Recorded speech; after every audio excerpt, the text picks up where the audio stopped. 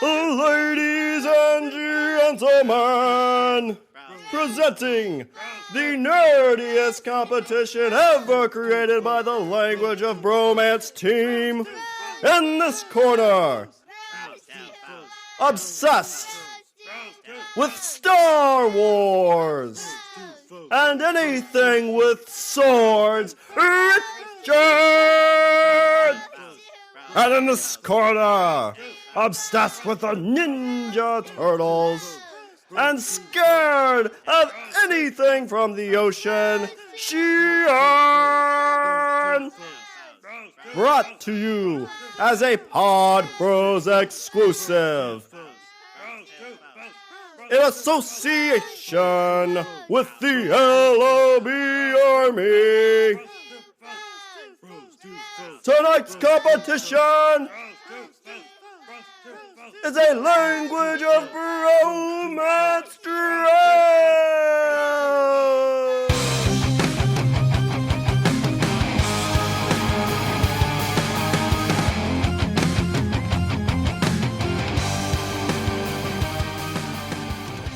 What's up, everybody? I'm Richard. And I'm Shawn. And we are speaking the language of bromance. Shawn, today is the day you die. Today, sir, we are going to, we love movies, right? So we always talk about our favorite moments in movies. But today we're going to do the hated movie draft. Oh my God, this sucks. Why am I eating my popcorn and not leaving movie draft, bitches? Woo! Richard, today we are going to do our 19th draft ever, and it's going to be the movies we absolutely hate, the hated movie draft. Yeah, okay, so these aren't necessarily bad movies.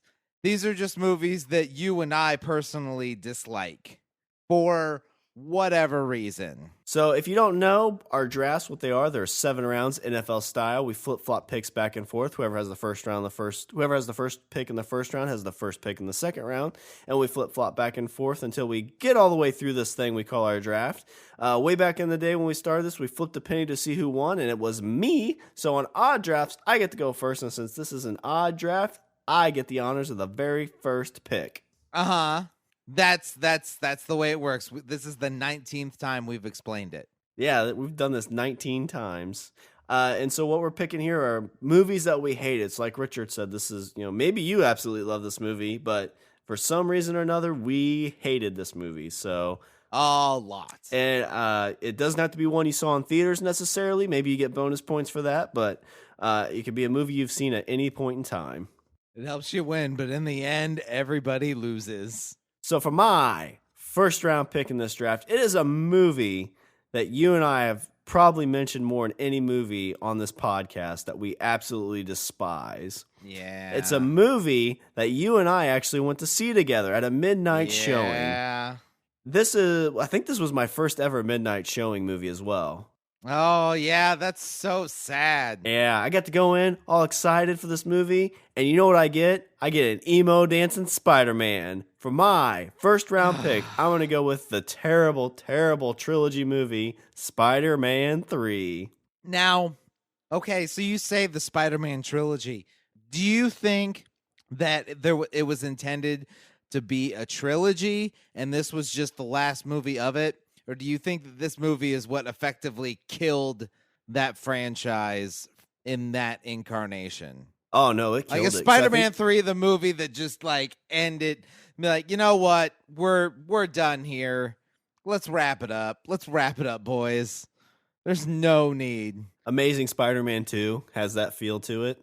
But with this, they had a fourth one ready to go. I believe it was greenlit, maybe. And after everything kind of came rolling in for Spider-Man 3, they're like, yeah, we're gonna reboot this. But I mean, this had so much amp to it because you had Venom, you had you had Spider-Man in the fucking the alien symbiote costume. Yeah, like, that was the premier. It was one of the premier Spider-Man story arcs in the last 10 years. where he puts on the black suit and then he's got like he's like more powerful than usual, but then it starts to like affect him. And in the comics, he's like angrier and he's much more aggressive. But in this movie, he just, grows his hair out a little bit and then dances. Yeah, so in the comic, he's listening to like death metal and, throwing out the bullhorns. Blah, blah, blah, blah. In this, he just listens to Fall Out Boy. Yeah, he does. Whips his hair. I'm going down. Oh, it's so bad. I mean, I was pretty pumped because Venom is a character that I actually kind of knew from Spider-Man. Back in the day, do you remember those Polly Pockets? I didn't own any, but sure. Well, so they had boy versions of those, and they're like Polly Pockets, but they're like Spider-Man or... Is that what your parents told you? Did your parents tell you that... They threw a dead spider in a Polly Pocket, like, there, that's your Spider-Man one. There, now it's for boys. I don't think this is sanitary, Dad. Oh, Polly, a spider, what are you gonna do? But they had boy versions where they're kind of like scenes from different comic books, and I had a Venom one. And so I absolutely kind of like thought Venom was the coolest. Like, he's the Joker of the Spider-Man. I kind of thought so. He was, because it wasn't so much Venom, it was Eddie Brock. He was this very, Eddie Brock was this ambitious, character that hated not just Spider-Man because he felt, Spider-Man was the cause of all his ills, but also had a very strong dislike of Peter Parker. And when that symbiote like meshes with him, and then he finds out that Spider-Man is Peter Parker, it gives Venom is just solely that's his focus is, revenge for these perceived slights. And you get that a little, and okay. So the other thing that I hated about this, so, okay, Fall Out Boy dancing, emo style, put that to the side. Once Venom gets on screen, that's pretty cool. Like the whole bell tower scene, that was good. I thought they did that well. It was cool in the comics, and I thought that went okay. But yeah, you're like, okay, we got Venom. All right, now the fight's going to begin. And they did just like the Dark Knight Returns did. You get Two-Face, you get Venom for like 2 seconds, and that's it. And you also, in this movie, you get Hobgoblin. You had what was his name? Franco. Yeah. Flying around on which the Hobgoblin was a cool fucking character. I mean, he wasn't the Green Goblin. Like even in the comics, he kind of seemed like the low rent Green Goblin, where he was a nuisance, but he wasn't overly, he didn't feel as much of a threat as the Green Goblin. He didn't throw bombs, he just threw tomatoes. Hey, thunk. Stop it. It's very insanitary. Did you just throw a coupon at me? It's a Groupon. Oh, damn it. It's for Chick-fil-A and it's a Sunday. What kind of madness is this? Not only do I feel the character is done poorly, but he's just not very scary, not very threatening at all. Well, I think you run into a Spider-Man. You had, all the people they brought on for Spider-Man 1 were kind of up-and-coming stars. So by the time you get to Spider-Man 3, they're all like, I'm kind of ready to go on to bigger, better things. And so I think a lot of them kind of just mailed this in. It's like, I don't want to do a fourth one. Plus, you had Lowell from Wings. Yeah. Dude's jacked up, though. Yeah, he was. What's funny, though, you look at all those characters, and who of that group has had the better acting career since then? And it's James Franco. Good point. But the other reason I want to throw Spider-Man 3 as my number one pick is because it was the first midnight showing movie that I've ever seen. God, that's so bad. Oh, yes. That hurts. I hurt for you in that sense. I had never done that before. And, you're like, yeah, let's go do this. Midnight showings are always a lot of fun. You get people in there. They're all excited. I think we sat like in the first 4 rows. Yeah. And I'm all pumped. I'm super excited. And like 20 minutes into the movie, I'm like, it's going to get better, right? He's oh god, don't jump on that table and dance, please. It was don't. yeah. He See, did. I think the dance thing was the official turning point. Like you had hope, and then you got to that scene, and that's when everything just fell apart in your brain, and you just went, "Oh no!" That is a movie that there's a handful of movies. I think most of them are on this list that I almost walked out on, and that was one of them. Yeah. But to finish up Spider-Man 3, the other thing that's great about that is as we were leaving that movie, you and I both look at each other. I don't remember how good of friends we were at this point. I think we had hung out a few times, but I don't know if we were like I don't know were we super good friends yet at that point. No, I mean we were friends. I mean we didn't buy each other bracelets yet. Yet. But I think maybe this is when we became like super good friends, is because we're walking out and we both look at each other like, you hated that, right? Like in our eyes. Like I remember our connection in the eyes is like, that was the worst thing I've ever seen, right? Like, yeah, but you didn't want to say it because then you're like, oh, yeah, it was bad and it was something I wanted to be good. Like if I don't say it, then maybe it's not true. And so we both say that with our eyes, and right behind us is our buddy Kevin, and he's all, that was the greatest movie ever! It was so good! I'm like, you were just so enthusiastic about everything. It's this childlike optimism that I can't help but find endearing. But so for my first round pick, I'm going to go with a train wreck that is Spider-Man 3. Yeah, that definitely was on the list. It was up there. I think I probably would have picked that if I wasn't going to pick this. And Shawn, my first pick. This is a movie. This is it's a franchise movie. It's a comic book movie. It was near and dear to my heart. I don't feel like I should bury the lead. Shawn, my first round pick, I gotta go with Batman and Robin. I mean, he had nipples on the suit, Shawn. Oh, I don't know. See, okay, when it comes to okay, you take a movie like Spider-Man, you can see elements in there where if you rewatch it, you would say, oh, well, if they would have just not done this and done this, or, changed this sequence to this and done this with the story and changed the set design a little, this movie would actually be salvageable. I implore you to think of something okay, so Shawn, here you go. You're walking into Warner Brothers studio and one of the executives is like, "Hey, we got this movie. We've been filming for a while. We think there's some problems with it.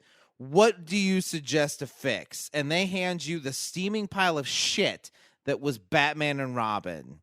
How do you fix Batman and Robin? Because I honestly can't. I can't do it. Oh, this is kind of risque. Nipples on the Batgirl outfit? Like, no, just on Batman and Robin. None on the Batgirl outfit, because that would just be inappropriate. Like, It's PG-13 for fuck's sake. Yeah. Well, you talk about franchise killers, and there's another one right there. Yeah, it did. Killed that franchise dead. People didn't think that was ever coming back. Yeah. Well, yeah, because really what saved that was Blade. Blade was the one that came out like 2 years later that kind of like, oh, wait, comic book movies can be good. Okay. Yeah, we got Blade, and then Blade got us X-Men, and then it was just kind of moving the ball forward. And then we had Spider-Man, and that kind of, we had a dip from that. But then after Spider-Man, we had we have Fantastic Four. That was those ones weren't very good. But with Batman and Robin, like I went back and watched that. I don't know. It's probably been 10 years ago, but as a 12-year-old boy, a 13-year-old boy that just vaguely knows about Batman, that's a good movie. I mean, that's for a 12-year-old. If you're of any age that respects the lore of Batman, that movie's awful. That movie is for people that don't know a lot about Batman, but know a whole lot about how to sell toys. Yes. Because you're talking about Happy Meal toys. You're talking about, toys in a toy store. You're talking about games. You're talking about, it was the vehicle for a brand. it stopped being a movie and became a it's a money-making machine. Yeah. That's what they turned it into. Because that's funny, because you think about like Batman 1, Batman 2, Batman Returns. Those were okay. Batman Forever's meh. And you still got, but see, with like Batman, and I mean, Batman Returns, obviously had his moments. They still tried to make a cohesive movie and still do the source material, some justice. But, I mean, what's funny, so I don't know if you've known, like, they're doing The Killing Joke, right? Yes. They are putting that out for one day in movie theaters. Yeah. I'm going to get my tickets, but I almost can guarantee you that it'll probably be the best Batman movie you will ever see in a theater. It probably will be. It's Batman animation, and they're doing the source material. It's the fucking Killing Joke. It's a rated R Killing Joke. Has to be one of the most seminal Batman stories of the last 30 years, was the Killing Joke. With Batman and Robin, I don't know what it would take to fix that. Because design-wise, it was terrible. Apparently, the director discovered a love for the Dutch tilt camera. Like, I don't know if they were just trying to do an updated version of Batman 66 and then make that suck.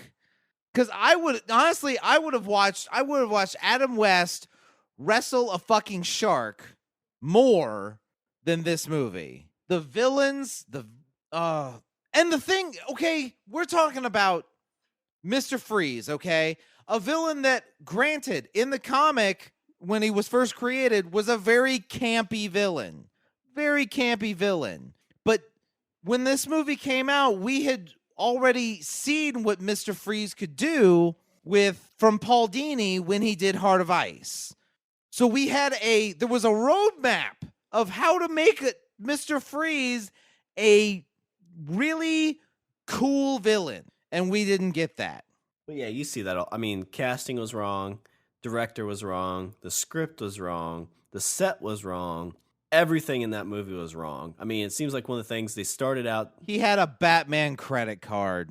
Yeah. Oh my God, a Batman credit card. Don't leave the cave without it. Get it? Oh my God, I'm retching. My stomach is retching after listening. My son, who's a huge Batman fan, son loves Batman. He watched that movie because I think this was like a while ago. I dug out a VCR. I had an old VCR and I was digging through tapes, and I did have it on VHS. And my son was like, "Oh, this Batman! Oh my God!" And he puts it in. He got done watching that movie. He's like, "That was terrible." He was like, takes 7. the VCR out in the backyard and destroys it. Be like, nothing but the devil comes from that, Dad. That's the devil box. I have seen hell, and it was Batman and Robin. And with nipples. It was like, yeah, he was like 8 or 9 at the time, and he watched that. And even my 9-year-old son was like, "That was a terrible travesty on film." I don't even, he couldn't. I think it's the first movie he ever saw that he didn't like in general. He's just stopped crying like 2 weeks ago. Like, he just couldn't wrap his brain around, but this has things that I like, but I didn't like it. I don't like, his brain broke a little. So yeah, what more can be said? Charge card, Bane. Oh God, Bane.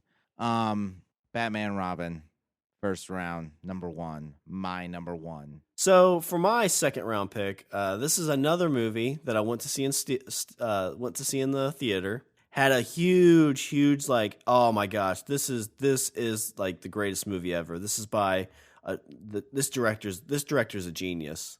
This guy, if he was a doctor, cancer would be cured already. He is that intelligent. He's somebody who's taken the Batman mantle and to some has created the greatest Batman trilogy of all time. I disagree.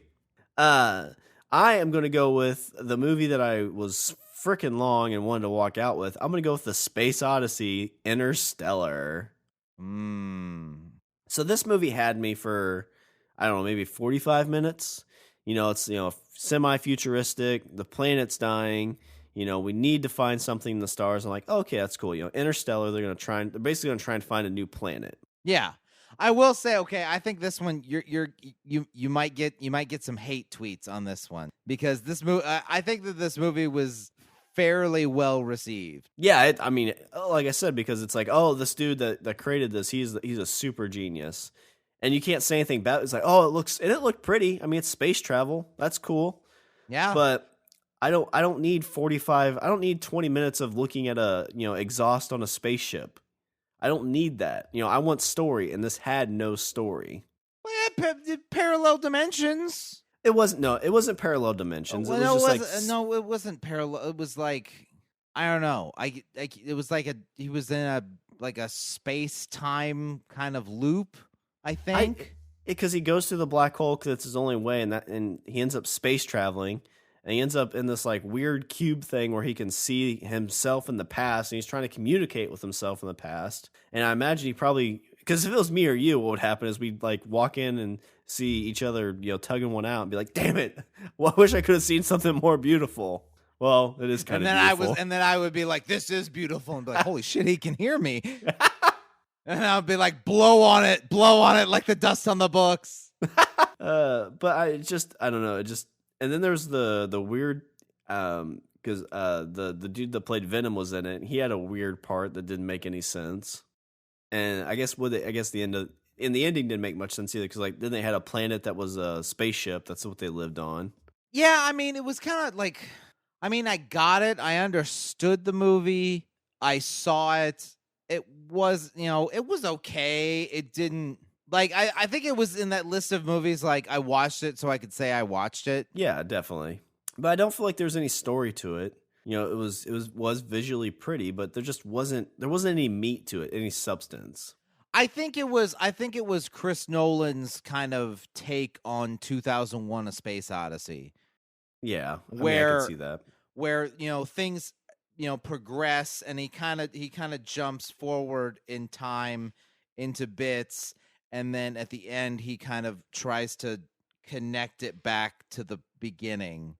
Well, and I guess what makes this a bad movie for me is the fact that whenever you heard people talk about it, right when it was still in theaters, is like, oh, you didn't like it because you didn't get it. You're not smart enough to get it. Right. And like, okay, well, explain it to me. Well, there's a planet that if you're on the planet, time goes by quicker, but if you're off the planet, it doesn't. Well, how does that work? There's a black hole. If you go through, how does that work? You just don't get it. It's like, no, you don't get it. Yeah, what do you know? You're stupid. I understand it's fictional, but don't act like you're smarter than me because you think this fiction's true. It's not. It's all bullshit. Yeah, yeah. Why don't you talk to me more about your science? And that's the part I couldn't quite understand, is like, okay, there's a planet where if you're on it, time moves slower than if you're not on it. Like, that didn't make any sense to me whatsoever. Did they explain that? I can't remember. I don't remember them. They may have had a little throwaway line. Because, like, I think you said, it's like, oh, well, the rotation of the planet goes slower. It's like, well, that doesn't matter. I mean, time is just time. If you're on Mars and I'm here, we're still aging at the same rate. Right. Like, even though 6 days on Mars is equivalent to 1 day on Earth, you're not aging 6 times less than me. Right. If that's the case, then we would have been to Mars years ago. Yeah. What if that is the case? And Christopher Nolan's like, fuck you, Shawn. I was right. You were wrong. Ha, you bastard. All right. Well, you got me there. Your Batman trilogy still sucked. Hey. All right, so for my second round pick, I'm going to go with Christopher Nolan's Interstellar. You'd get it, Rich, but you're just not smart enough. I'm sorry. All right. Second round pick, I'm going with a sequel. It's a sequel to a movie that I loved. I loved this movie. This first movie I loved so much. It was cool. There were people and they were fighting, and it was awesome. And there was this weird, like, mystical kind of component to it, and that was cool. And there was, and then we got to the second movie, and the whole mystical component that kind of made the first movie cool they took that out. The acting, while in the first movie it was good, in the second movie you got the impression that everybody was just there for the money or because they had to be there. For my second round pick, Shawn, I'm going with a movie that I don't even recognize. Like, I don't even recognize as part of the series of movies. I'm going with Highlander 2. Okay. You've talked about this before. I've never seen it. I do not even... this, to me, is not the sequel to Highlander.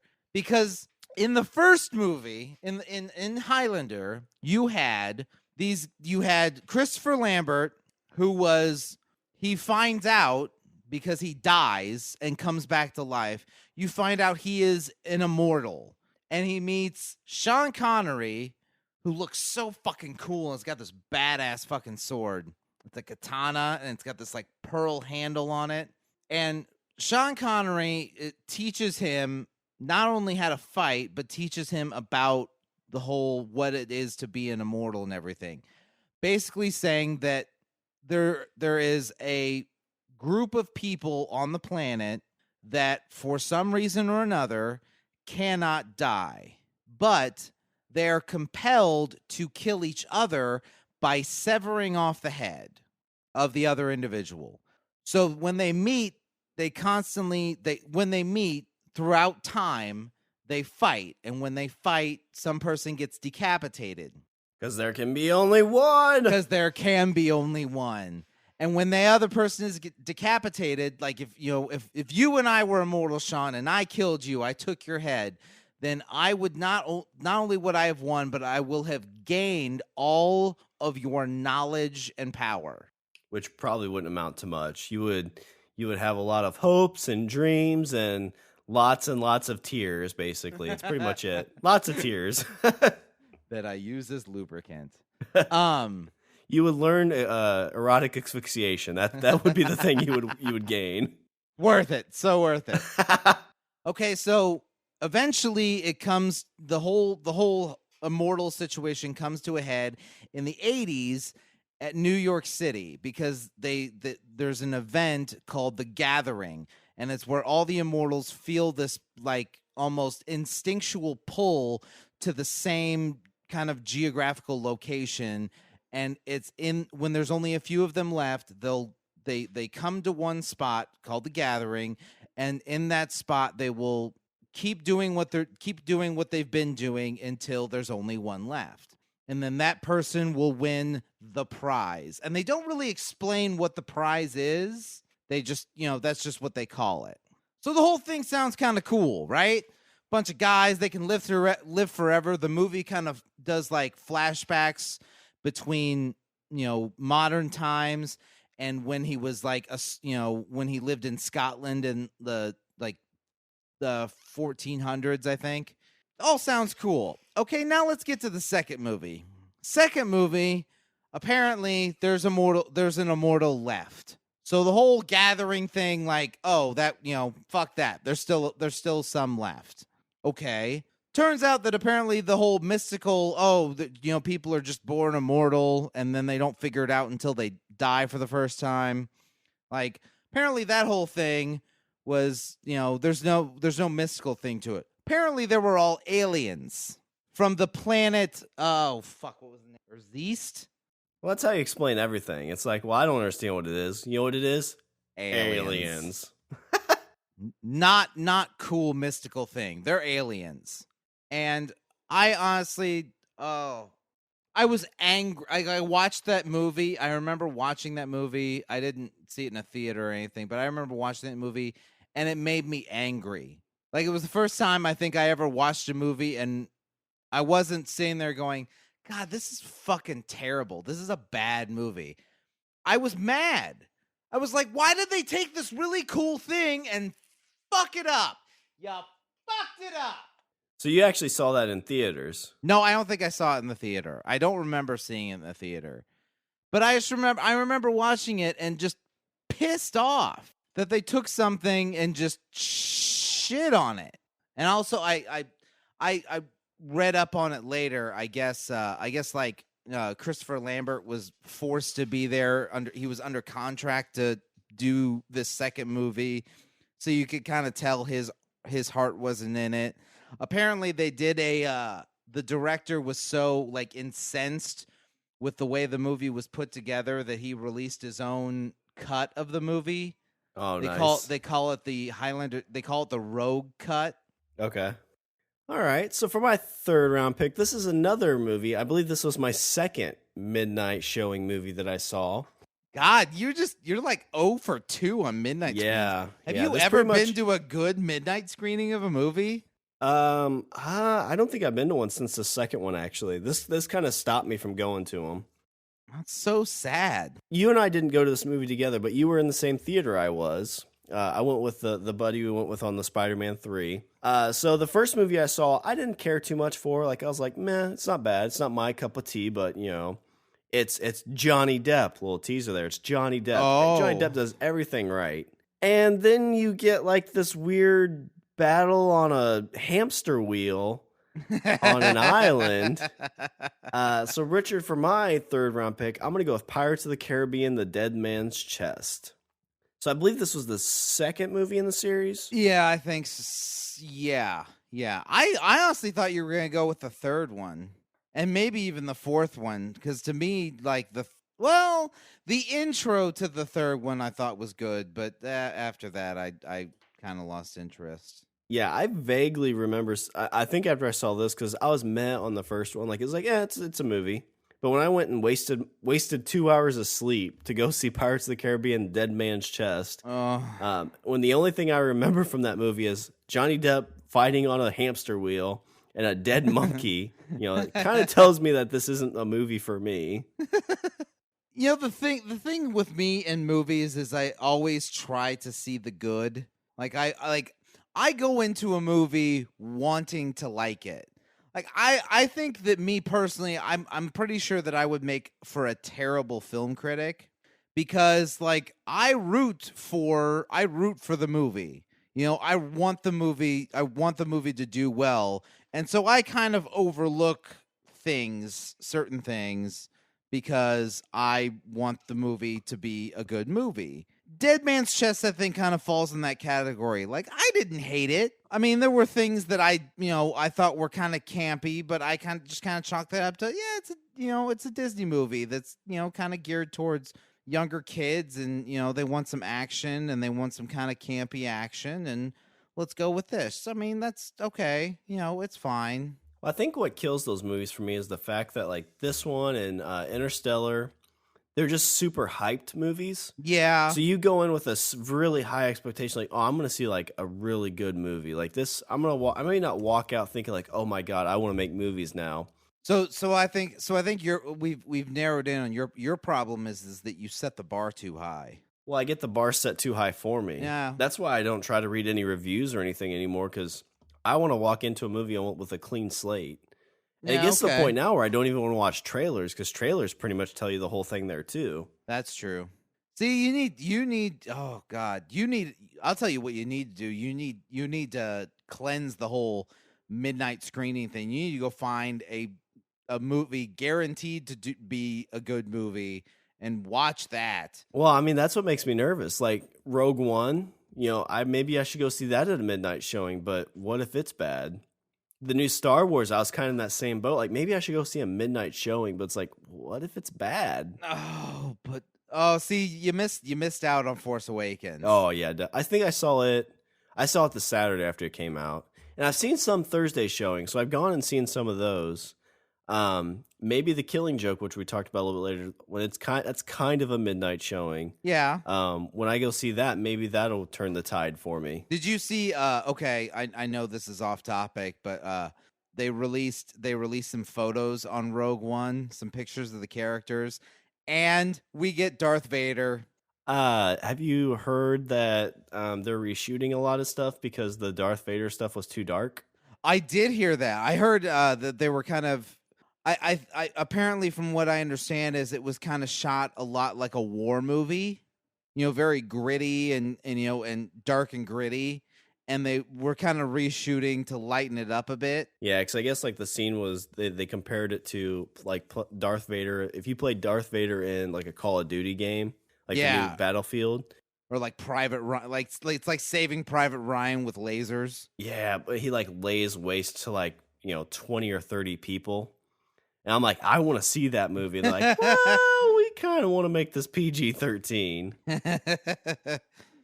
Maybe we'll get an R cut of that. Who knows? But I mean, I guess kind of not trying to stir too off topic, but you're probably excited because James Earl Jones is coming back for Darth Vader too, as the voice. Like that's okay. So you say, hey, you're gonna get 3 new Star Wars movies. You're like, oh, that's awesome. If I was to tell you were gonna get Darth Vader back, I know it's good time to be a nerd. So good. Not like this where we had Batman and Robin and Spider-Man 3. My children don't know the struggles that we dealt with. Well, Pirates of the Caribbean, this is what you get when you try to take a fun ride at Disney and make up some stupid ass stories with it. Yeah. And you spend an entire month shooting a scene of Johnny Depp running on a hamster wheel. So my 3rd round pick for this hated movie draft, one I saw at midnight, I think that's the only time I've ever saw it, and wanted to walk out or go to sleep, was Pirates of the Caribbean, Dead Man's Chest. Okay, my 3rd round pick, I'm going with a movie that, okay, this one's slightly complicated because it was intended to be a bad movie. It was put forth to the general populace as a bad movie. And so you would think that it kind of doesn't count because, it's supposed to be a bad movie. It's supposed to be a stupid, stupid movie. And it was, don't get me wrong. But some movies, even though they're bad, you still kind of like revel in it a little bit. You know what I mean? Like there's moments you can kind of pick out and there's things that you like about it, or a movie is like so over the top bad that it's good. Like it comes back around. Like you think some of those campy kung fu movies. Exactly. So I think that was the intention with this, but for me, it didn't come all the way back around because for me personally, I think some of the acting, like some of the actors, like I felt like they were taking it a little too seriously, or more seriously than they should, considering the fact that they had to know they were making a bad movie. For my 3rd round pick, Sean, I'm going with the sci-fi television movie Sharknado. Oh, God. I have not seen it. I've seen everything of it, but have not seen it. Well, it's like I said, you knew it was going to be a bad movie. I say to you Sharknado, and you're like, that sounds terrible, but I kind of want to see it just to see how terrible it is. And then you watch it and you're like, it was, yes, it's a bad movie, but it was meant to be a bad movie. So you kind of forgive it a little bit. No, let's not forgive it a little bit. Not in Richard Land. Because I'm all for making campy movie that's not that great and then people find kind of some appreciation into it. But when you're intentionally doing that, I feel you are being disingenuous in a way. Like when it's hard to put this into words. When you intend to make a bad movie, I think that's the difference, is that some of these movies, they have every intention of trying to make a good movie. It ends up being a terrible movie and people kind of forgive it. But with this, they're like, hey, let's make a stupid, stupid movie, and people like, and the public will just eat it up and it'll have this cult following. Like you're banking on it being bad. So you hate Sharknado? Is that what you're saying? I am not a fan of Sharknado. Oh, I love the idea of a basic cable network being like, hey, this is the stupidest idea in the world. We're gonna get 2, late 90s TV movie stars that are kind of, over the top. They have nothing going for them right now. And we are going to make the stupidest movie ever because it's going to be fun. Like, I've heard a little bit from the guy that like tried to get this made, but basically I was like, hey, Sharknado, stupid idea, stupid plot, makes no sense. Sci-fi original movie. We're going to make it for $3 million. It's like, do it. And it's Okay. made 3 movies. I think there's a 4th one in the works with sharks in space. Yeah, it is. It's called The Fourth Awakens. But see, that's my okay. See, therein lies my problem. When you're making when you're intentionally trying to make a bad movie, and you're banking on people, liking it because it's a bad movie. That's where I have a problem. Okay, let me give you an example. Let me give you another example. Take a movie like Tusk. Okay, Tusk was according to the opinion of the general populace, Tusk was a bad movie. I personally liked the movie. Oh yeah, Tusk was a good movie. But the difference I feel when we're talking about Sharknado and Tusk is the sincerity of the performances.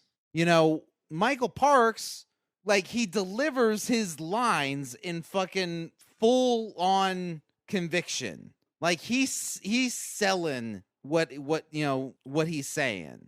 Like the line where he's like, "You must go full walrus or die." Like, I laughed, and I know that wasn't the intention. Like, that wasn't the intention he was trying to give me, but I laughed. You have an uncomfortable laugh. But in Sharknado, when somebody's jumping through a shark with a chainsaw, you laugh because it's stupid.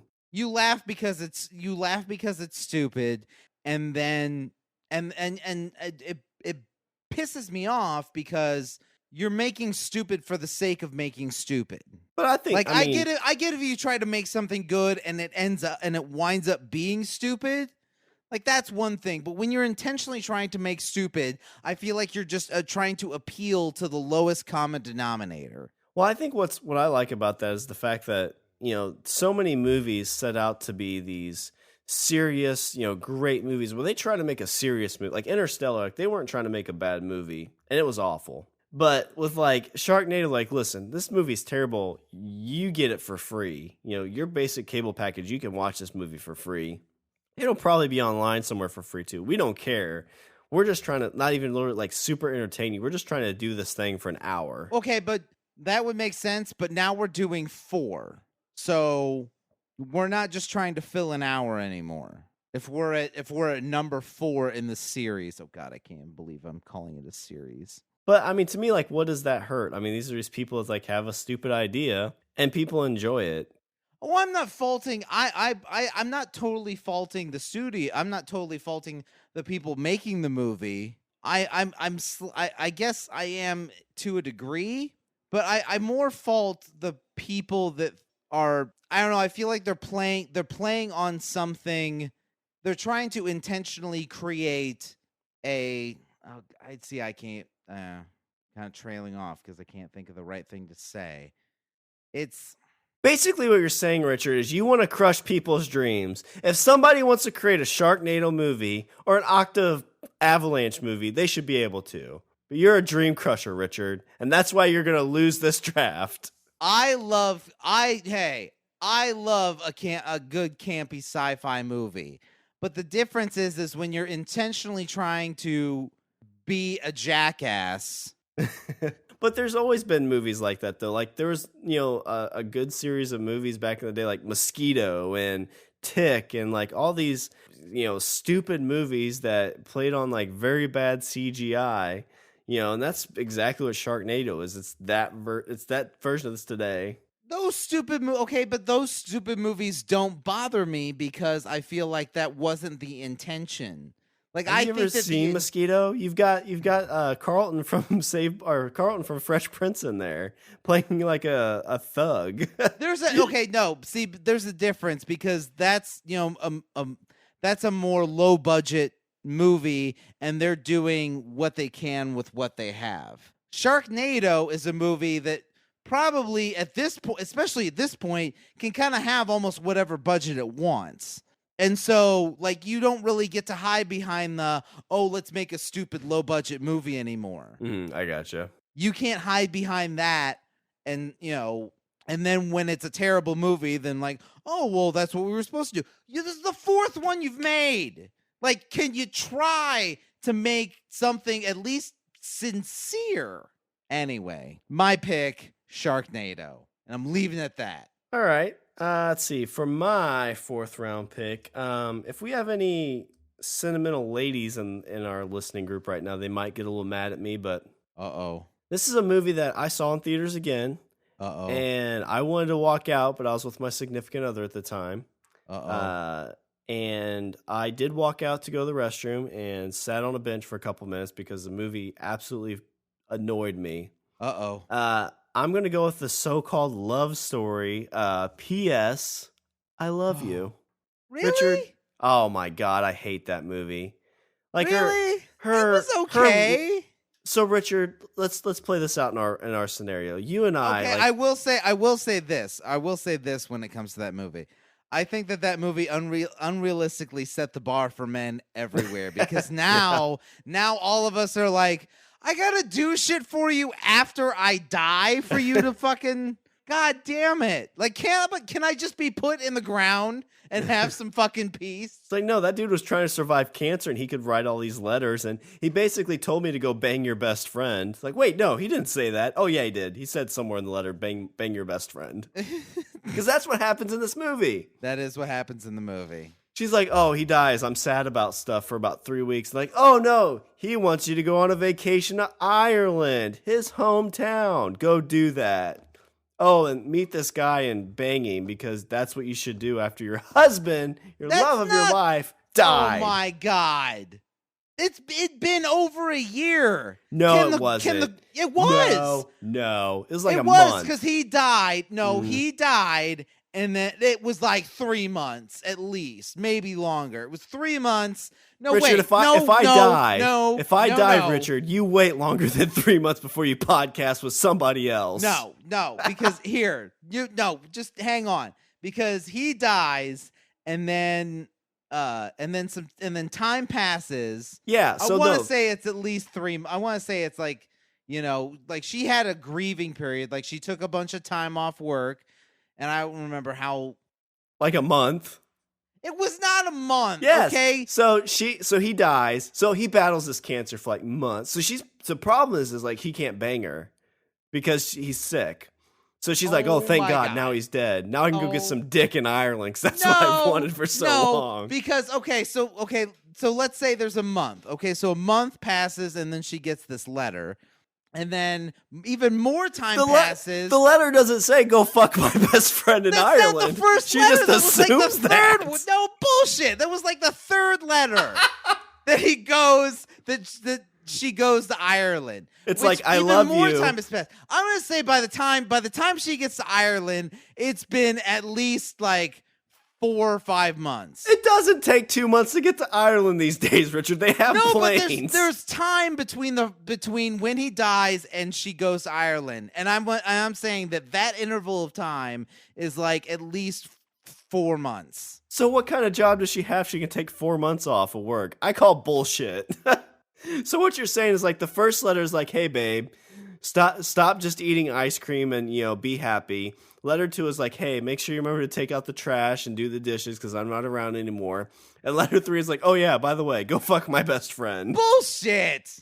You are cheapening this movie, and I will not have it, sir, because I thought it wasn't half bad. And you know what? Fuck you, because after 4 months, 4 or 5 months, the girl isn't entitled to a little bit of touch in her fucking life. How long do you want her to wait? I've already told Tiffany she has to wait at least 6 months to a year. If I die, she has to wait that long. Before she can sleep with anybody? Yes! Mourn me. Mourn me for more than a month. Mourn me. You're dead. I already see. I die. Richard's knocking on the door. Hey, it's been a month and a half. No. If she does sleep with somebody else after a month, I will find that repugnant. I will be like, that's not what Shawn wanted. But this is different because fucking we're not talking about you and Tiffany. We're talking about Gerard Butler and wherever the fuck her name was. I know. It's Gerard Butler. You should at least wait like 5 years. That dude is a specimen. I know, right? Jesus Christ. I mean, you saw the dude she was banging in Ireland, too. He was like a beer guzzling POS, basically. Oh, they look like his fucking, half brother. Well, that's even weirder. So she's sleeping with his brother. It's not his brother. I'm saying that they look similar. This movie needs to be investigated because I'm starting to wonder if he even had cancer to begin with. I think he was poisoned. Oh my God. Was he hiding on an island? He just didn't want to be with her anymore, so he faked cancer so he could go live in the Bahamas? Yeah. And he's sending the letters from the Bahamas? She's like, wow, he's been working on these for a while. No, he just came up with it yesterday and FedExed it from Key West. Well, no, he sends her to the islands, and he comes back to the apartment. He's like, oh, thank God I got that bitch out of the house. I will say that, what was the other guy's name in this movie? Harry Connick Jr.? Fucking, that performance, no. I did like the fact that at the end of the movie, like, she didn't end up with that dude. I don't even remember. I only saw it the one time, and it's bad because, like, in the movie theater, like, when she starts having sex with that dude, because she was in Ireland for, like, a week, and she starts banging this random dude. They had sex once. Oh, my gosh. So I'm looking around, and there's all these girls crying as she's getting pounded by this dude after her husband dies. And they're like, oh, my God, it's so romantic. I'm like, it's been a month. It's been a month. Go diddle yourself. Seriously. Wasn't a month. It was a month. Anyway, for my 4th round pick, because I'm a true lover at heart, that I'm going to wait longer than a month to podcast with somebody. Something happens to you, Richard.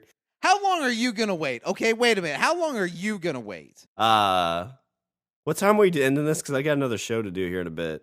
No, I'm saying, like, Tiffany dies. How long are you waiting? Oh, I mean, at this point, okay, so this is a good point. So I'm 30-something years old. Like, I don't have trim all over the place where, Tiffany passes away and all the girls will be like, hey, you couldn't before, but now you can. It's been a month. I mean, I'm not going to go searching for it probably anytime soon. Well, plus I'm trying to think, where's Tiffany's family hail from? Like, it maybe like Germany. So you're gonna end up sleeping with some German girl. Yeah, tied up, kind of like what was that? Euro vacation movie? Euro trip. The safe word is I'm sorry I did this too soon. So for my 4th round pick, I'm gonna go with P.S. I Love You. All right. That's your pick. I think we should emphasize that these are not necessarily bad movies. These are just what we personally feel are bad movies. All right, Shawn. For my next pick, I'm going with a movie that not only I think stopped, lowered my opinion of of the main character. It's also a movie that completely butchered another character that we just recently got fixed. Shawn, for my next pick, I'm going with X-Men Origins Wolverine. Oh yeah, that was brutal. Yeah, because you had Deadpool completely butchered. Totally fucked that character. They sewed his mouth shut. Yeah. Like, the defining characteristic of Deadpool is this fucking mouth. They call him the Merc with a mouth, and they sewed it shut. I love the stories, too, from that. So, that whole thing, they're like, you're going to get some backlash from this. And after, like, a month or two when they're doing, like, the test screenings, they call Ryan Reynolds back, hey, we need you to film one more scene. He's like, okay, what is it? Well, we're going to film just your head with your mouth open then. So the audience aren't pissed off as much as they were. And this is a movie that it seemed like the story was kind of there. Like the intro was kind of cool. Like the intro was kind of cool. How they kind of they kind of flash Logan forward through the years, where he's like in World War I, and he's got Sabretooth with him, and everything's all cool. And then it just kind of turned into like an action movie for the sake of being an action movie, and like then the story kind of fell apart, and then to top it all off, the icing on the cake was Deadpool for me. Well, and like you said, the beginning was cool. You had them going through those like they went through like a bunch of the different wars fighting. Yeah. But yeah, it quickly goes to, like the Gambit. You had Gambit in there, and that part was kind of cool. Yeah, and Gambit, hands down, my favorite X-Man was Gambit. in the comics. I loved Gambit. I thought Gambit was awesome. There was one bit in one of the comics where Gambit and Wolverine are playing basketball, and they're kind of trash talking each other. And so at one point, Gambit charges the ball, because Gambit's power is he can, objects he touches, he can charge with kinetic energy and make them kind of explosive. So he charges the basketball and then passes it to Logan. And so he grabs the ball and then it explodes. I always thought it was a cool scene in the comics. And like Gambit was always he was my X-Man. He was the guy that I liked the most. I didn't really feel like they did that character justice, number one. And number two, like, he wasn't in that movie for all that long. Oh, no. And they sold him big in that movie, too. They did.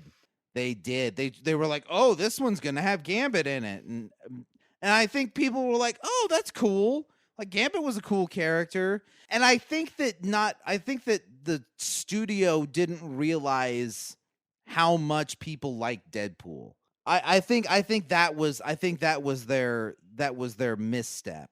Is they didn't realize that changing that character that much would create that much of a fucking shitstorm. Yeah. But you know what? We're all good now. Everything's fixed. It's all better. We have Deadpool now. And isn't that crazy how we went from this shit Deadpool character, this shit interpretation of the character, and then someone made a Deadpool movie that was true to form. And I think the studio didn't really have a lot of faith in Deadpool. I think it was considered, for a comic book movie, it was super low budget.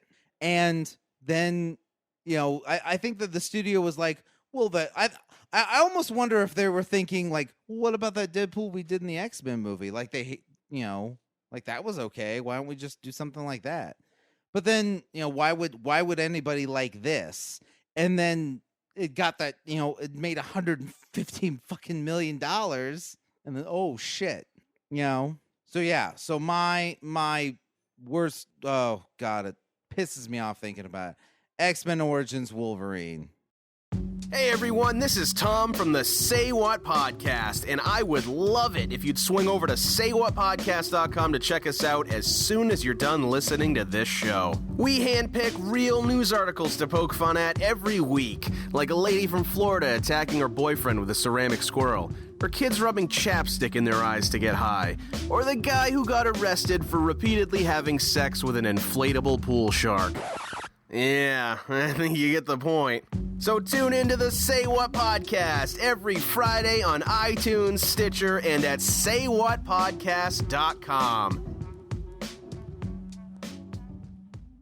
For my 5th round pick, I'm going to go with kind of similar to the X-Men Origin, where they didn't get to fix it in a second movie, but in the first one, we learned that if you want to become a ninjutsu star, what you do, buddy, is you pick up a book and you read it, and you'll become the greatest group of ninjas ever.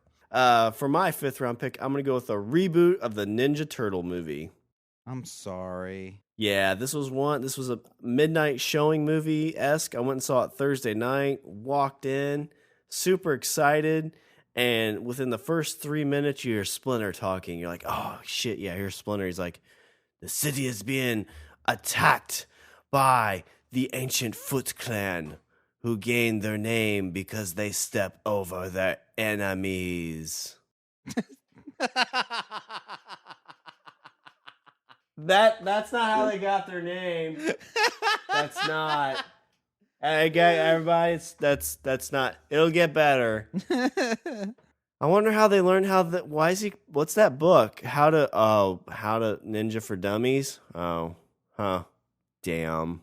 Yeah, I mean, I feel nothing but pity for you when it comes to this. And it's not like a, oh, how funny kind of pity. Like, oh, you poor thing. Like, I genuinely feel bad that movie was so bad. Well, and like everybody knew it was bad. I mean, nobody liked it. And like you talk about like X-Men Origin, they tell you, the audience told them like, hey, this is the things you messed up with Deadpool. And 10 years later, they come back and they fix it. The new Turtles movie, everybody tells them what they did wrong. And they come out with a second Turtles movie, and it's not as bad, but it's still pretty rough. Yeah. I honestly, okay, based on everything that you have said, I have actually not seen the Turtles movie. There's no reason to. It's the first one, and I haven't seen the second one. I think I might go see the second one. The second one is worth it just for Bebop and Rocksteady. Okay. I would say. Okay. But, the second one is one of those movies like you'd say is, the kids will love it. I kind of enjoyed it. It's not what I would have liked to have seen, but it's okay. The first movie was just garbage. You have like 30 minutes of April O'Neil, Megan Fox, April Fox. In the first, that's all you get. And then you get a little bit of Turtles, and then it's more April Fox. In the new one, you get a lot more Turtles, a lot more Bebop and Rocksteady, a little bit of Casey Jones, which, I didn't like. But, and box office-wise, TMNT and TMNT 2 are, Out of the Shadows, those are, I think, are duly together are causing a franchise killer, because from the box office from the second one, sounds like it's not doing too well. Yeah. I don't understand. Why don't they go back and do an animated one? Because that last animated one was okay. Well, the Nickelodeon cartoon's awesome. But it's the problem of like the money grab thing, like the Batman and Robin. It's, it's like, oh, we throw this on there, we throw some names in there, and, the story doesn't have to make sense because, it's turtles on screen. Yeah. Why are they the Foot Clan?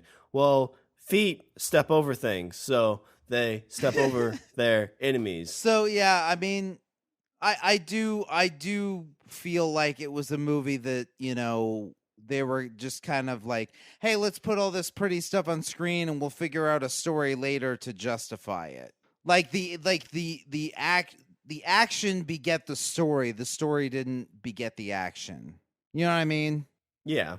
So I don't know. To me, like, okay, take for example, like Civil War. When you get to the point when Cap and Iron Man fight, there's a reason that they're fighting, and you went through this story to get to this point, and so you earn that moment.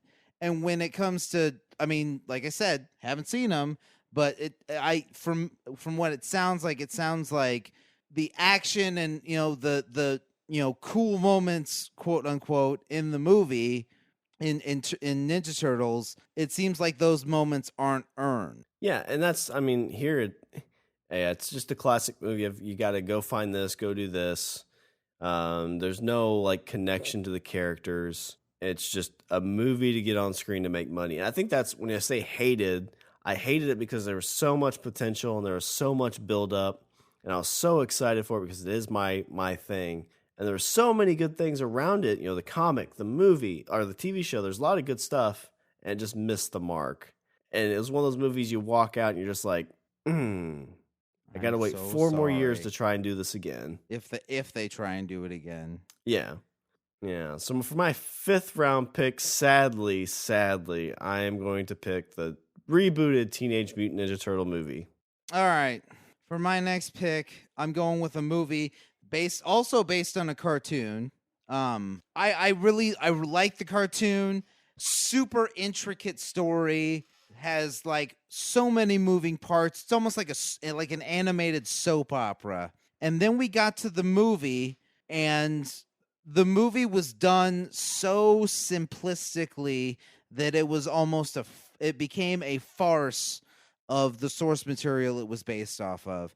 Shawn, for my next pick, for my 5th round pick, I am going with M. Night Shyamalan's The Last Airbender. Oh, that's on my list. That's the first one you've stolen from me. Really? Yeah. Huh. Yeah, I mean, we talked about this when we did our trailer draft. This was my pick for a great trailer, because in the trailer you had everything. It's like you got fire, you got factions, you've got like this cool thing. The cartoon is awesome. I love the cartoon. The cartoon was amazing. And like I said, it was an animated soap opera. Like there's these stories going on of like intrigue and, and Aang's trying to learn how to, trying to learn these new abilities. And I get that, like, you're trying to condense a story that huge into 2 hours is a daunting task. But like I said, I feel like they simplified it to the point that it just didn't resemble the source material. It didn't resemble what it was born from. Well, the funny thing is, like, it followed the storyline for the most part, but I don't know if it was the acting or the direction or what it was, but it just fell flat. Yeah. Because it followed the storyline. I mean, like, the whole them finding them, the fire elementals versus the earth versus the water, like all of that kind of fell into the exact thing that the cartoon did, but just something wasn't there, and I can't put my finger. And I've only seen it the one time because that's a movie about a third of the way through. It's like I want to leave. Yeah, like this is not good. I mean, I don't know. I think that people would have been happier if they would have maybe done it as like a continuation of the story, or done maybe like a truncated version of I don't know. I think to me, I think it was just a matter of scripting. Like, I just think that like you said, the story just kind of falls flat. I think that there's definitely things they could have done to make it more interesting.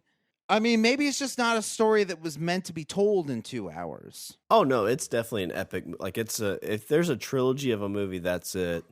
Yeah, it's one of those that I just wish was good, because I think they had the idea, because I don't think the first movie ended. Like, I don't think they kind of closed what it was. No, I don't think so. So, I mean, it was built to be a trilogy, but just, yeah. And that's so frustrating. There's like a good story that you know of that just doesn't get the potential that's there. And I think that's probably what frustrated me the most about that. What makes me hate it is there's so much potential for it. Yeah. Like, you watch it and you're like, oh my God, what could have been? Oh, but yeah, exactly. But it's not. Shawn, 5th round pick, The Last Airbender. All right, so for my 6th round pick, I am going to go with a movie that I saw, again, all these I've seen in theaters. Back in the day, the girl I was dating in high school, her mom took us to go see kind of she wanted to do kind of like a day at the movies with one of her friends. So we drove up, and we're going to go see 2 movies. This movie almost ruined actually a good movie for me. And the second movie we're going to go see is Underworld, which is a good movie, very good movie. But this first movie that I saw before it almost ruined it for me, because after I saw this movie, I'm like, I don't want to see anything probably ever again. My 6th round pick, a movie based off of a video game. I'm going to go with the movie House of the Dead, which took place on an island. Oh, wow. Have you seen it? I have not, but... Well, no, maybe I don't think I've seen it in its entirety. I think I've seen bits and pieces of it, but I'm almost positive I haven't seen it all the way through. It stinks very much of like a movie that when they were going through the editing process, it's like, listen, let's just throw a shit ton of boobs in the first 2 minutes of this movie, because that'll at least make people forget about how bad it is. There's a scene. They try to do like the video game where there's the slow-mo stuff, but there's literally like a 10-minute scene of all these characters and their slow-mo shooting of a gun at zombies. Oh. It's one of those things like, oh, you could have done like quick, slow-mo of a couple of them. No, it's every single one's...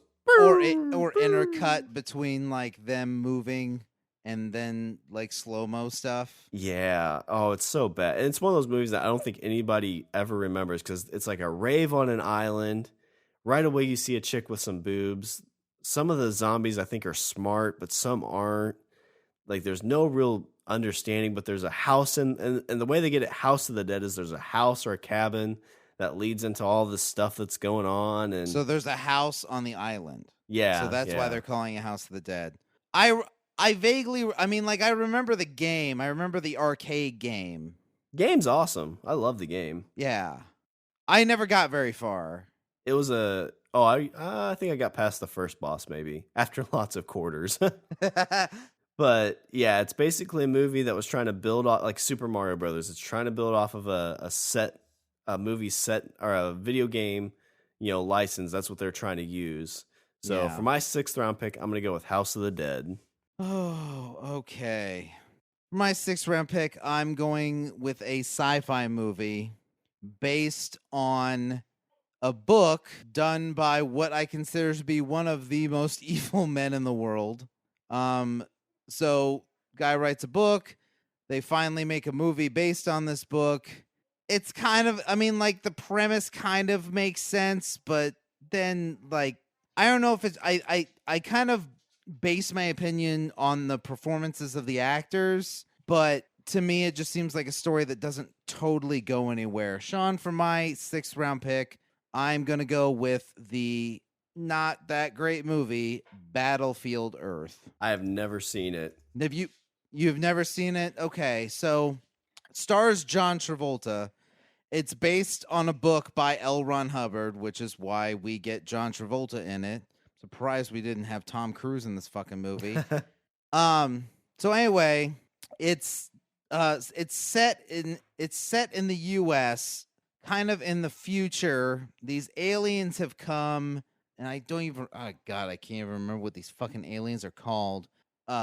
And they are using the human race basically as like livestock animals to help them mine for things like gold. So apparently they're all cool with, like, they like money, so they use they have the gold, and then there's so the movie kind of goes with this one human that learns how to read and write because one of the aliens teaches him, because the alien teaches him how to read and write because the alien needs him to secretly mine for gold to help increase his personal wealth and power against the other aliens. So John Travolta plays this alien who's basically doing this like side gig, and to make this happen, he teaches the human to read and write, and then the human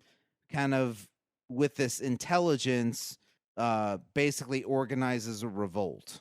I mean, like, it seems like an okay premise for a movie, but you watch it and it just kind of seems like one of those, like, it's one of those, it's a bad science fiction movie that tries to play off as a good science fiction movie.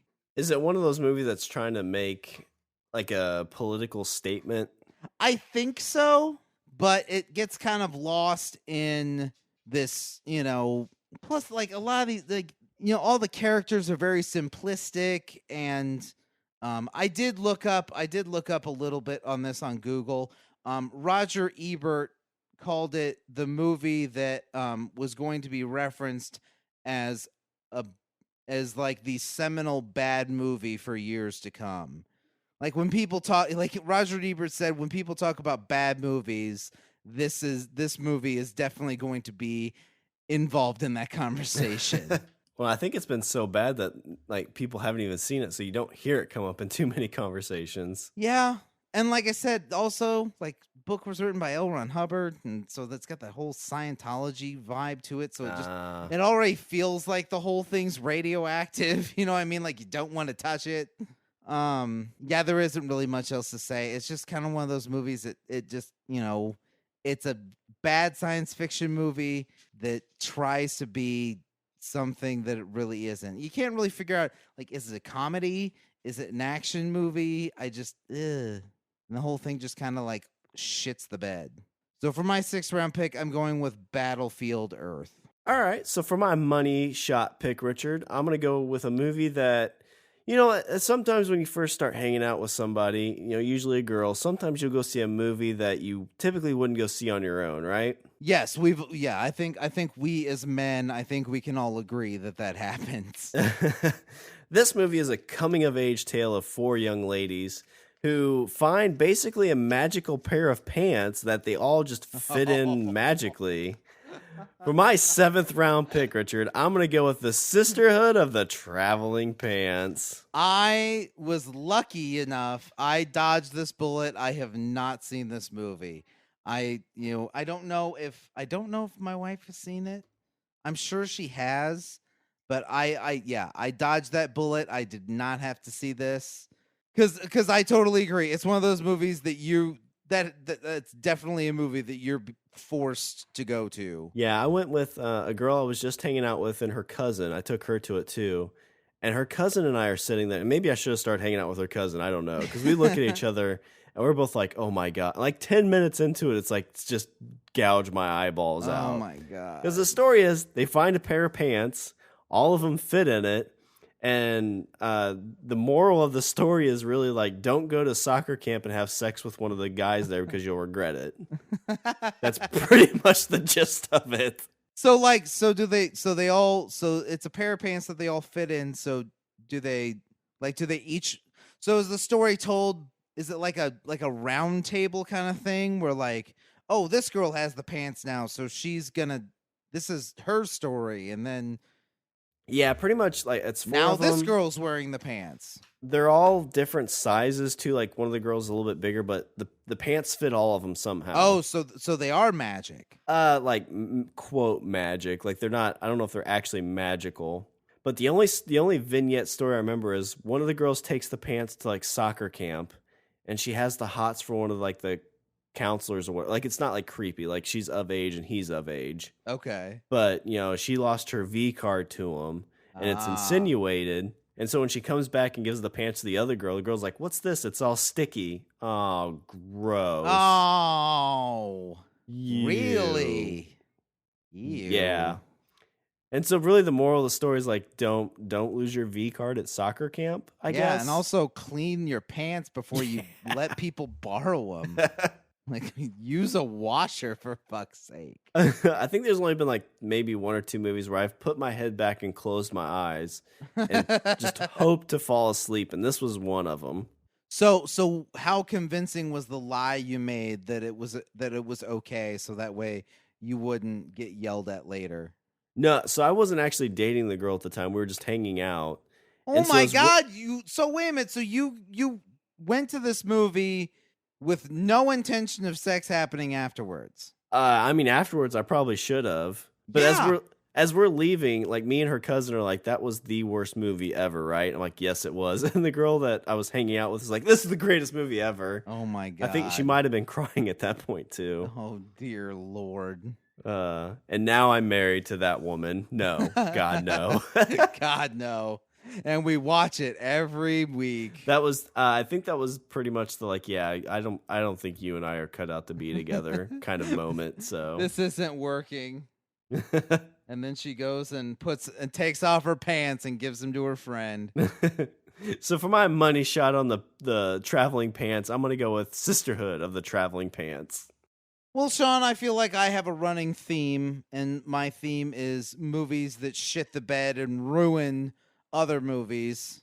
So for my money shot pick, I'm going to go with another sequel, kind of like Highlander, where it's a movie that I wouldn't say it's as bad as Highlander 2, where it completely fucks up the first movie.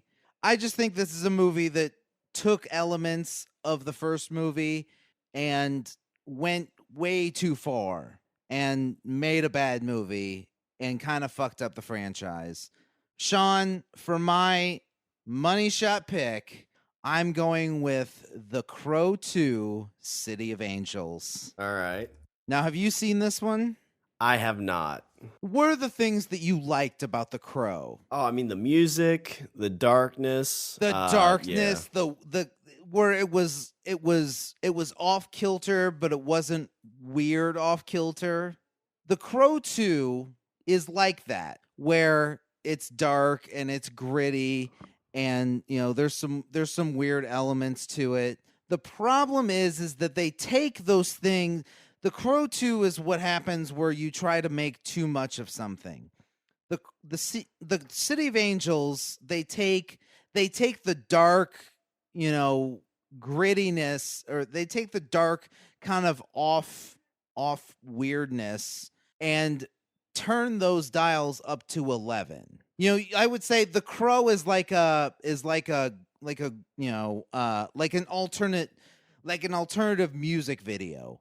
The Crow 2 is like a Marilyn Manson video, where it's okay. Like I have no problem with watching a Marilyn Manson video but I know it's a Marilyn Manson video going in. When the first movie kind of sets a tone, and then we get to the second movie and it's a complete shift of that tone with not really any sort of explanation. You're just kind of supposed to go with it.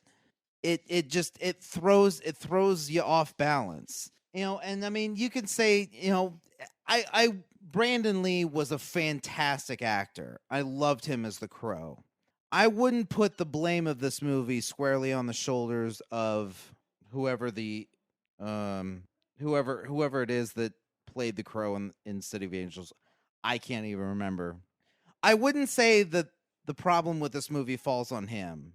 I think it's just the general vibe of that movie put a lot of people off. Was that the situation where they're trying to catch lightning in a bottle like a second time? Because the first one, I don't know if it was really pushed to be like this greatest movie ever. It just kind of was, and so it was just kind of it was a style. It was a visual style, and they tried to take that visual style and kind of dial it up. But I think that they just dialed it up too much, and it became almost a farce of itself. The second movie kind of almost became a parody of the first movie by trying to be too weird, and then it makes the whole movie just kind of crap out. And not really much else I can say, but is it worth watching once? Not really. They do one thing I did like about this movie was they kind of delve more into the mystical aspects of the whole Crow spirit. In the movie, the main villain captures the Crow, the actual bird, and then does a ritual to have the powers transfer from the main character to him, which I mean I thought was kind of cool that they were delving into that a bit more. I would have liked to have seen more Crow movies, but I think that the second movie kind of nipped that in the bud, and I've always been quite salty about it. Well, I think they had a third one, didn't they? With what they call it, Requiem, something like that. Well, they did a TV show too. The TV show also kind of fell flat. TV show was kind of done as one of those, those low budget kind of 90s site, kind of like in the same spirit as like Hercules. Okay. And it just, the show didn't, I feel like the television show didn't really take things that seriously.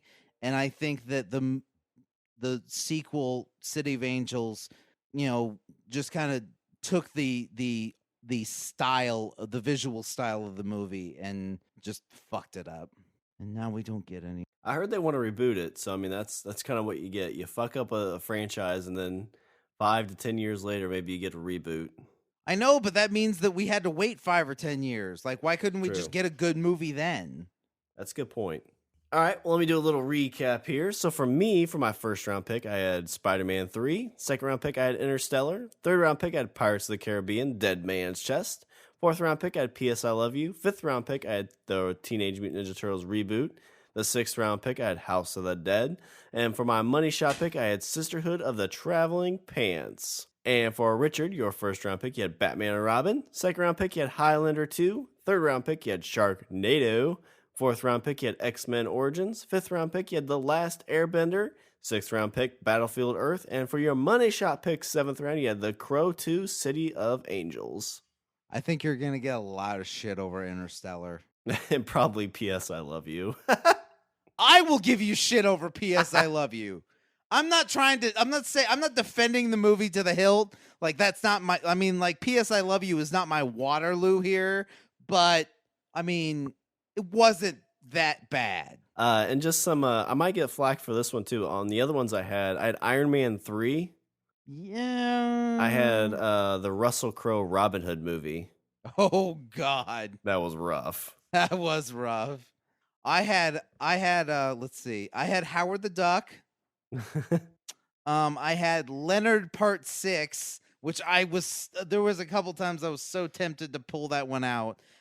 Star Trek 5, The Final Frontier, widely regarded as the worst Star Trek movie ever. Superman 4, The Quest for Peace, where Superman fought somebody called Nuclear Man. I also had Titanic. Oh, no. I would have called you out on that. Titanic is a great movie. Oh, my God. Love that movie. Love it. You get Kate on Winslet. A boat and the boat falls into the water. Oh, but there's heart. There's emotion. And you get Leo. You get our boy Leo. Oh, my God. All right. Well, do you have any Richard's closing thought on our hated movie draft? You know, I did have a moral. I did have an in general moral to the story.